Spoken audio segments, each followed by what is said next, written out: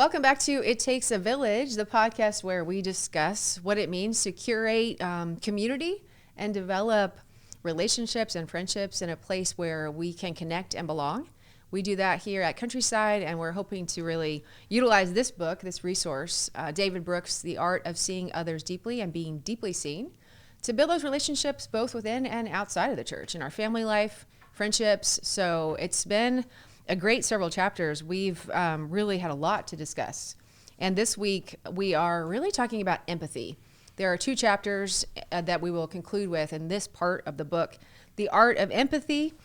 And then the final chapter in this section is, how were you shaped by your sufferings? So, Sarah, it's a lot. I'm Jenny Schultz-Thomas, your host, and this is Sarah Rental-Jones, our friend and co-host. Thanks for being here, Sarah. Yeah, thanks for having me. This is always a highlight of the week to get to talk to these topics, and I feel like we've been having some really great conversations about them. Yes. I mean, and we were talking earlier, empathy, I mean, where do you begin? And it's everywhere. Hopefully it's everywhere. But just, there's an opportunity, I think, to take this kind of deep dive of self-reflection when we're looking at, especially when he calls it the art of empathy. Art, I mean, to think about providing some sort of piece of art or a product that you might call art, it takes a lot of work and intentionality to say, here is this piece of art, right? Whether it's a painting or it's spoken word or poetry. So art and producing art is a skill, right? And it also takes a lot of vulnerability to put yourself out there and say, this is something that I'm offering to the world. Because with art, people take it, read it, and imagine their own right story in a piece of that art. So empathy, the art of empathy, there's a skill there. And I love how he invites us to imagine, how we can bring our own selves to these skills. Yeah, this is a bit of a stretch, I guess, for me, because I was telling you how I have sometimes too much empathy and need to be able to set a boundary between other suffering and my own experience, and being okay to know that there are others who are suffering, but it doesn't mean that I can't enjoy my life when things are going well. And at the same time, I think, I'm really grateful that empathy comes relatively naturally. And I'm glad to know from all of the information he brings in that it can be learned and can be developed like an art, like an artistic skill, because it really helps people to connect and to feel seen. I mean, I love the quote that he starts this chapter with: recognition is the first human quest, from the journalist Andy Crouch, and the way that babies are looking for that connection. Yeah, so powerful. I mean, when, bringing little humans into the world, I remember thinking, and, I've got to just read everything that's out there, and then you're sort of overwhelmed by, oh my gosh, that's really not the answer. But there is this opportunity to realize that their very first opportunity to thrive begins with, how we as parents and humans respond, right? If it's, they tripped over and skinned their knee and they looked at you and you ran and had a meltdown, they also had a meltdown. Or they looked at you and you smiled and gave them the thumbs up and they realized like, oh, I am okay, right? And so I do remember reading a book, and, of course, the brain fog of parenting and all that, I have no idea what it was, but it's sort of this idea that empathy isn't as natural as we want it to be or think it is with children. That there are some natural elements of healing and loving and kindness, but altruism, right, and self-preservation are always at odds. And so it's you do have to invite children to learn those kind of skills and then model empathy, right? And they start to then, take on, I guess, that epigenetics of the world where this is, how I should relate and how I should behave. But there are a lot of people who will have the opposite of you, Sarah. They don't have too much empathy. There's a little bit of the reverse of that, right? And, which is why we're focusing on these kinds of things. We are about intentionally trying to co-create a better world, right? Not only for our children, but for each other in this really, growing hostile environment, both with climate, the environment around us, and just our human condition. So I think empathy and diving in to some of these stories might help all of us really find our place and how we can do this together. Yeah, definitely. I think, I know we both really appreciated this mention of the Grant study with 268 Harvard men in the 40s. And I don't know, a part I have underlined says, the men who had been well loved and seen deeply by their parents could offer love and care to the men under their command. The men in the study with warm relationships with their fathers enjoyed their vacations more through life, were better able to use humor as a coping mechanism, and were more content in their retirements. A warm childhood environment was also a better predictor of adult social mobility than intelligence. That really struck me. Mm-hmm. What did you think? No, of course. I mean, it goes against, what I think, especially at that time too, what men were socialized to seek out, right? Was, do the hard work, make the life for yourself, and then thrive. But you really didn't understand at the core what was underneath all of that kind of success. You wouldn't have imagined that the relationships in their home might have been the key indicator, right, for success. But when you think about it, right, of course, you can thrive more when you're loved and seen and had opportunities. He does say, that the quality of your relationships determines the quality of your life. And I think the whole lack of that is kind of where he's also inviting us to be more curious about those in our lives. What was their childhood like?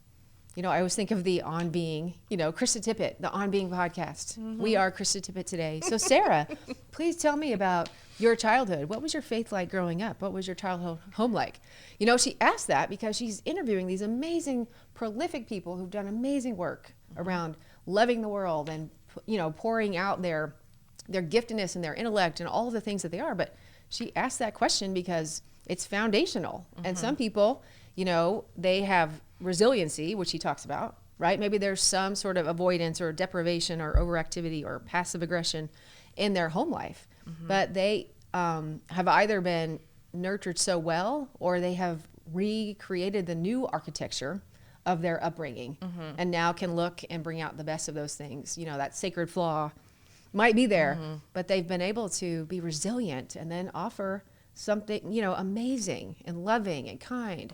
So, right, I do think it matters a lot more than some of us sometimes take the time to understand about those we interact with. What is their childhood, Yeah, and giving them the chance maybe to talk about it.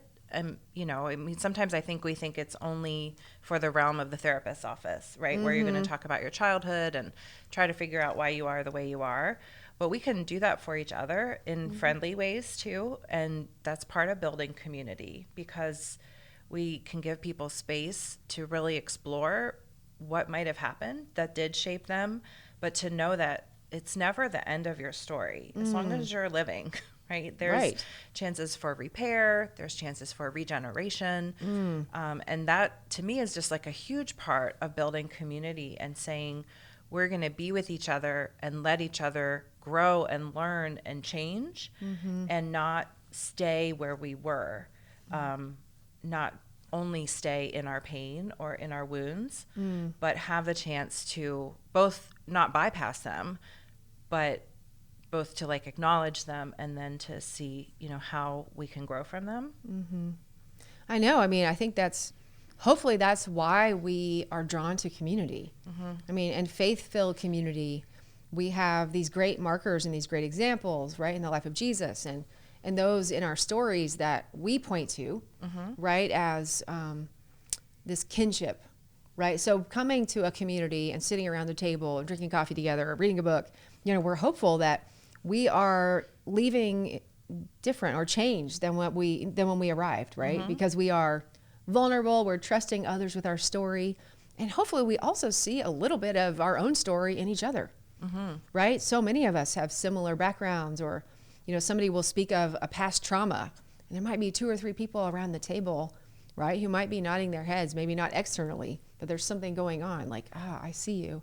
So I think it's really great that he even names, he says in theory at some point in one of these chapters, we should be able to fix our own problems on our own, right? Introspection, we all have this opportunity to look in the mirror and internalize some things and hopefully make those changes.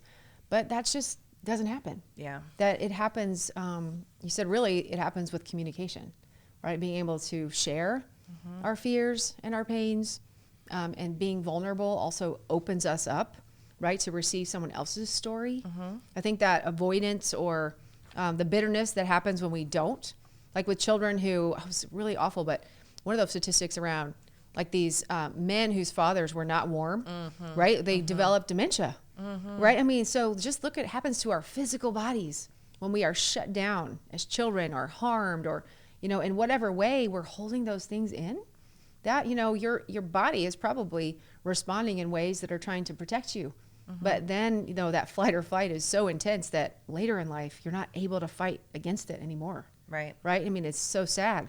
So we have the opportunity to open ourselves up to each other. Absolutely. And I think to be able to really hear from each other, the idea that we can sit together and we can share our humanity even when there are things about which we disagree.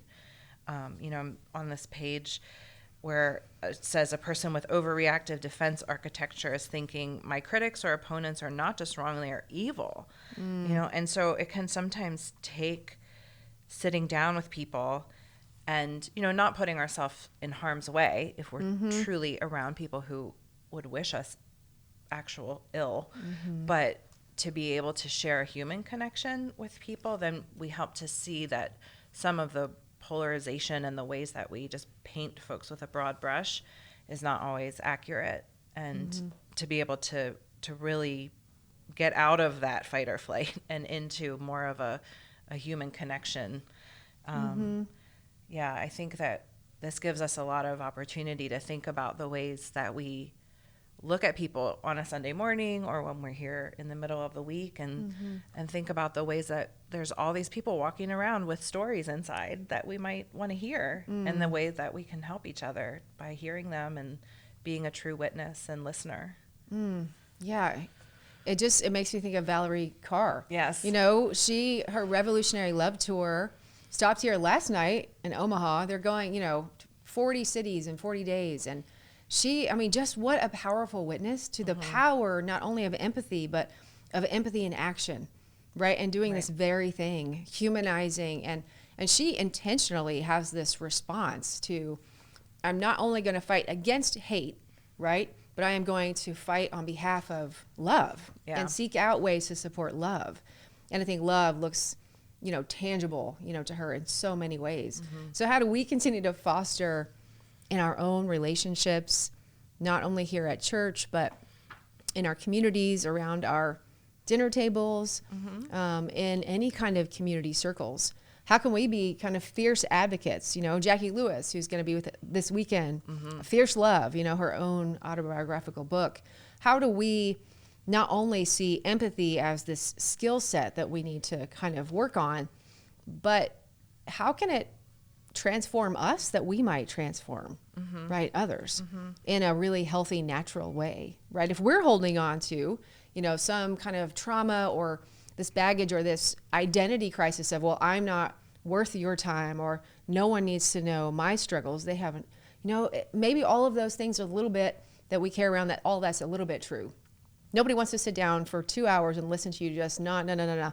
But, we really do want to hear what's on each other's minds. And we have to build communities of trust where when you do share your story, that you can know that someone is prepared, right, and wants to listen. And if they're not, part of the listening love is, thank you so much. I would love to do this. And then make another opportunity to sit down, right? Because you might feel overwhelmed with, oh my gosh, I can't do all of these things, or that would take, I need to go back to be a counselor. This is not expertise. It's just one step closer, right, to allowing someone to know that you see them. Yes, absolutely. Well, and I loved what he writes about mirroring. He talks about the way that people who are good at mirroring are quick to experience the emotions of the person in front of them, in some ways just by being able to be a mirror. And it kind of cracks me up. He says people who have Botox injections and can't furrow their brow are less able to perceive another's worry because they can't physically reenact it. And so, again, I think of children and the way that sometimes they will mirror who's in front of them. But being able to experience each other's emotions in a way that, that just gives me hope. It feels very accessible to think, imagine yourself doing an exercise where you sit across from someone and you just mirror. You know, you think, oh, she's raising her eyebrows, I'll raise my eyebrows too. I mean, I don't think it's that cognitive for most of us. It's just something that we do almost involuntarily. But if we're struggling, you know, thinking, I don't know how to show up for this person, well, just start off by mirroring, by really being with them and helping to reflect back to them that you're with them, because when they put their arm up and put their hand under their chin, so do you. I do think it helps us to feel connected, even if it starts off kind of artificial. It can quickly become more natural and more organic and be able to link us to each other. Oh, that's so powerful. It reminds me of something that we saw in the video with the barber of Little Rock. They're doing this work together, and he had two of these barbers, right, with really significant trauma stories, two African-American males, stand up, you know, in their 30s, almost nose to nose. And he says, I want you to look deeply into each other's eyes and stand there, you know, for 2 minutes. And it wasn't it was kind of this mirroring, but mentalizing the next step to this. Like, imagine that you are looking into yourself. I want you to see their pain and your own. Just watching it, right, on a screen was so powerful. And one of them started to cry, you know, and probably everyone's crying. We're all crying, but how deeply moved, right? Emotionally, you cannot do that and be unmoved, right? I think that's that deep power that we are interconnected, that is so much powerful. It's more powerful than saying, you know, well, even with great differences, or, you know, the good, the bad, the hate, the love, we are still connected as human beings, right? And if we really tried, we would melt in a heartbeat, right? If we gave ourselves over to the vulnerability of that other person. It's so much more powerful, I think, than we allow it to be. And I think also because we're afraid of that kind of intimate connection, because it requires something of us. We have to see someone else. And vulnerability and empathy, for those that are afraid, or that's just, you know, not a part of their model because they need to protect themselves, you have to open yourself up. Yeah. And so it can be really scary, but so powerful. It is. Well, we did a little bit of that yesterday too, when we looked at each other, and I got to look at Quinn. I know, that's and right. then, you know, we looked into each other's eyes, and then we did kind of a guided meditation of imagining the one we looked at as a little one and how they grew. And it made me want to cry. I didn't want to really have tears and have Quinn say, what's wrong? It's like, nothing bad. It's really, really precious and tender to imagine. I mean, also the connection to you, of like her being your child, and then being born and growing and developing, and just all that awaits her in the world too. But to really sit with that and think about it, it just like brings up a connection that wasn't there before. Yeah, that's so true. And I mean, how easy. I mean, you were just talking about doing the exercise. You know, you could just, even your village houses, your book group, your around the dinner table, it's kind of things that you could think, oh, that's sillier, but we can all do that. Like, we can all actually practice that. And it can be, especially if you're in a new group with people, whether it's a book group or a small group or just friends getting together, whether you do it intentionally or not, you have to have a little bit of trust to know I'm in a good environment, we can do this. But you can do that on your own even, right? When you're with a group of people, you can kind of imagine and start to find yourself a little bit more connected with those just by being curious about who they really are, right? So we can do these subtle kinds of practices or very intentional, right kinds, to really help us move beyond sort of the superficial, emotionally and intellectually. Yeah. Well, and I think too, like we need practice with this in our tradition, because I think part of our faith tradition is to be really intellectual about a lot of things. And I know, I mean, I'm guilty of reading lots of books, and I want to get the kind of more didactic information out of the book. Like, tell me the narrative part, bring up the studies, whatever. And then, you know, sometimes you read these books and they have like a little exercise at the end. So thankfully, like, these don't make us do it, but it's still a good idea. And I always want to skip the exercise. I'm like, let me just tell me about it. Just, you know, but experiencing, it's so important, because that's where we really take it in, and it gets into our bodies and our minds more deeply, and makes an impact.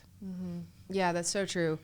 We set ourselves up to kind of excavate all the things that we think that are takeaways, right? It's like going to the, in college, you're in the class and there might be 50 people or 100, and certain people will raise their hand. Exactly what are we supposed to know? Right. Tell me exactly. It's like, oh, but we do that naturally, right? In our environments, we're always trying to get the shorthand. Where is it? What do I really need to know? And it's like that whole, the journey is the destination versus the destination is just the place to go. He does always invite us to this kind of slow thinking, slow, abiding kind of work. I think the whole art of empathy is sort of a crash course, if you will, on not doing the shorthand. He doesn't allow us to kind of run through this chapter without having to do a little bit of work yourself, right? As you turn the pages, each person, each story that he invites us to hear, or each quote really has something to teach us if we're giving ourselves to it. One of the things I highlighted to that end is this whole mood meter. I thought that was such a great tool, especially a parent of children who you're kind of after school, well, how was your day? And it's like, or just fine. It's really, trying to give an opportunity for your kids to share their experiences with you without it being this whole like parental guilt thing, like tell me about your day, or after church, what'd you learn in Sunday school? Right? And the last thing they want to do is to give you their time. But this whole mood meter, it's something that gives people of all ages like permission to feel. He has these different quadrants, and if you go through this exercise, you're able to articulate more closely, I think, the nuances of how you're really feeling, not just happy, sad, glad, or but what was kind of sad was he said, when you ask people in confidence on these surveys, that 60 to 70% of them are putting themselves in the negative emotion side of the mood meter. And, that he writes that that's a haunting result, because it means that many of the people that we meet on a daily basis are just not feeling great about themselves or about their life on the inside, even though they might be like, oh, hi, how are you, Sarah? Good to see you. And then they keep on. And so, maybe part of our job is for ourselves trying to figure out one question that's an open-ended, not how are you, that says, I really want to know, or I see you. And I'm not sure what that would be for all of us, but it is an opportunity to say, oh gosh, maybe because I know this about myself and our community or others, that there's something else I could do to make that person feel a little bit better about that, negative quadrant that they're living in right now. I think it's good to have in the back of our minds too that this is highly likely something that we're experiencing when we're around other people, that maybe they do seem fine and maybe they don't want to talk about what's not fine, but just knowing there's a high likelihood that, when they're alone or in quiet, there's just things they're wrestling with. I think it helps to normalize that we don't all have to put on our happy face, because I think it can be contagious. Like, everyone else seems so okay and I'm having a hard time, but I must be the only one having a hard time. Here we have information that shows us that there's other people who, whether or not they would call it a hard time, are sometimes having difficult emotions. And that means that we're not alone. Yeah, exactly. And it means that even if it's like a bad day that's not completely trauma ridden, it's still okay to be, in a yuck place, right? Where, and there's no superficial mood meter that's like, well, once you pass this threshold, you better be smiling, right? Because even that, that's another archetype, like a toxic positivity archetype. That's sort of if you operate in that way too, you're also dismissing self, but you can't see others' pain if you're continually projecting that everything is well and that everyone around me should be, right? Because that's the most isolating experience, right? To be the one who's pretending that everything's well, and then people around you also feel like they need to do the same. Right. Yeah. I know. It makes me think of this story when I was living still in Pennsylvania and I was between positions. My godparents recommended that I apply for a position at the church where I grew up, which was a United Methodist church. And when I called, I got the pastor's voicemail. And at the end, he said something like, I know you're too blessed to be stressed. And I was like, that's the end of your voicemail? That's basically saying, I hope you're not going to leave me a message with any of your problems. Oh, wow. And if you can't tell your pastor, it's just, it makes me think of that too, of the difference in the way that we want to invite ministry here and the relationship with people to tell us what's really going on, that we want to know, and we want to support whatever is happening, and invite people, not just that as pastors we do that, but that we all take care of each other. But to be real about it and not say, oh, I'm at church, I must have to act like I'm so blessed. Oh, gosh. To break through that. That's right. Let's just audit each other's voicemail, Sarah, because I think mine's like the Oh, no, does yours say that? No, I don't know. Mine's like, I don't even know. Mine's like full, and then says, beep, beep, beep. It's one of those things, though, where it's like this old school kind of mentality that you should bring your best self to church, right? Your best clothes, your best smile, everyone, line up the little ducks, that this is the place that you need to come when you have everything together, right? It's like some people will say, they're taking a break from church because they need to figure out things going on, which is so fine. But the hope would be too, if there are things that the church, right, gives you the break you need, but also is there to support you when you think these things are just like, should be hidden. Yeah. No one should have to deal with this. I don't want anyone to know that I'm struggling. We create those kinds of things, right? And the church is not absent that kind of projection. So, we have work to do, right, to create these connections and belonging here. This next chapter, we're just going to highlight, how were you shaped by your sufferings? We hope that this will be one, after we've talked about empathy and this kind of deep work and what it really means to dive into this art of caring for each other, that you can really dive into this chapter with your groups and maybe even opening up the opportunity to be vulnerable.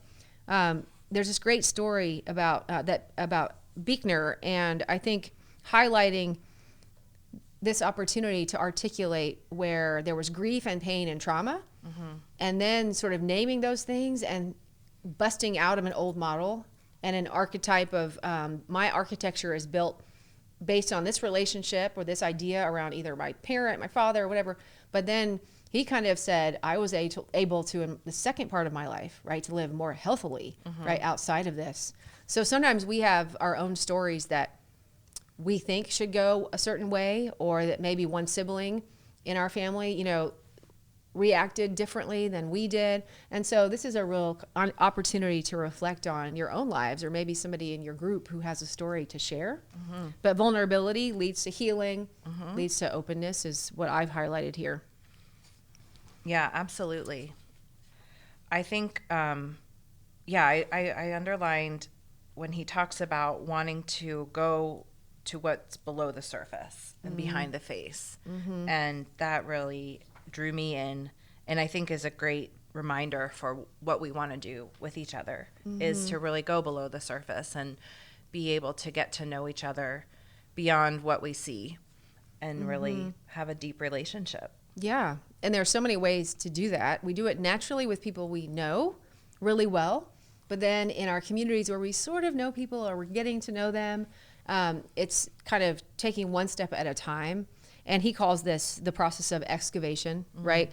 The more you know of your history, the more liberated you are.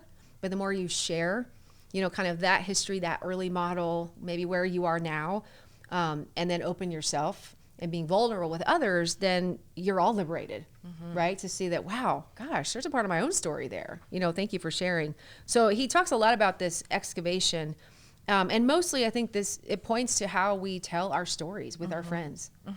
And we hope to continue here at Countryside to create a community of storytelling, right? Where all ages are invited to co-create the story that we are building here, shaping a community of connection and belonging. So thank you for being with us today. It's always great to be with you, Sarah, and we can share our own stories in hopes that we're offering just a little bit of this opportunity to learn together as a community. We would love to hear more of your stories, and hope as you sit around the table with your village houses, with your families, that you will share some of your stories with us. But this is, it takes a village, and we hope that you are widening your village, right? whether it's your small group or the wider community, know that you are always welcome here and that we will see you here again.